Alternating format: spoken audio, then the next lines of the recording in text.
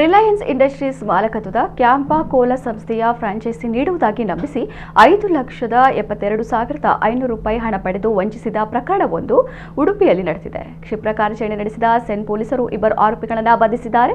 ಈ ಪ್ರಕರಣದಲ್ಲಿ ಅವಿನಾಶ್ ಎಂಬವರು ರಿಲಯನ್ಸ್ ಇಂಡಸ್ಟ್ರೀಸ್ ಮಾಲಕತ್ವದ ಕ್ಯಾಂಪಾ ಕೋಲಾ ಸಂಸ್ಥೆಯ ಫ್ರಾಂಚೈಸಿ ಪಡೆಯಲು ಉದ್ದೇಶಿಸಿ ಸಂಸ್ಥೆಯ ವೆಬ್ಸೈಟ್ ಮುಖಾಂತರ ಅರ್ಜಿಯನ್ನು ಸಲ್ಲಿಸಿದ್ದರು. ಈ ಬಗ್ಗೆ ಕೆಲವು ದಿನಗಳಲ್ಲಿ ಅವಿನಾಶ್ ಅವರಿಗೆ ಮೇಲ್ ಮುಖಾಂತರ ಹಾಗೂ ಫೋನ್ ಮುಖಾಂತರ ಹೆಚ್ಚಿನ ಮಾಹಿತಿಗಾಗಿ ಮತ್ತು ದಾಖಲಾತಿಗಾಗಿ ಕರೆ ಬಂದಿತ್ತು. ಅದರಂತೆ ಅವಿನಾಶ್ ಅವರು ತನ್ನ ವಿದ್ಯಾರ್ಹತೆ, ಬ್ಯಾಂಕ್ ಸ್ಟೇಟ್ಮೆಂಟ್ ಮತ್ತು ಆಧಾರ್ ಕಾರ್ಡ್ ದಾಖಲಾತಿಗಳನ್ನು ಕಳುಹಿಸಿದ್ದರು.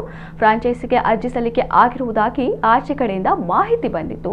ಬಳಿಕ ಅವಿನಾಶ್ ಅವರು ರಿಜಿಸ್ಟ್ರೇಷನ್ ಮತ್ತು ಪ್ರಾಡಕ್ಟ್ ಬುಕಿಂಗ್ಗೆ ಹಂತ ಹಂತವಾಗಿ 5,72,500 ರೂಪಾಯಿ ಹಣವನ್ನು ಅಪರಿಚಿತರು ತಿಳಿಸಿದ ಬ್ಯಾಂಕ್ ಖಾತೆಗಳಿಗೆ ಜಮಾ ಮಾಡಿದ್ದರು.